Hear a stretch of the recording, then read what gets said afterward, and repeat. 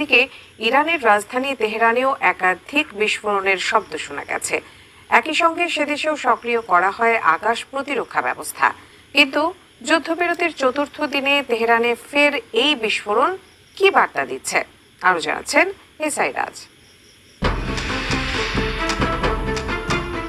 টানা 12 দিন পাল্টাপাল্টি হামলার পর গত 24 জুন যুক্তরাষ্ট্রের হস্তক্ষেপে সংঘাত বিরতি দেয় ইরান ও ইসরায়েল। তবুও থামেনি উত্তেজনা, কথার লড়াই চলছেই।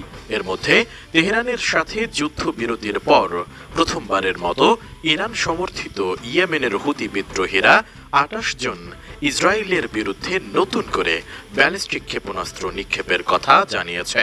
গাজায় ইসরায়েলের কর্মকাণ্ডের প্রতিবাদেই এই হামলা চালানো হয়েছে বলে দাবি করেছে তারা। হুতিদের হামলায় ইসরায়েলের বেশ কয়েকটি এলাকায় সতর্কতামূলক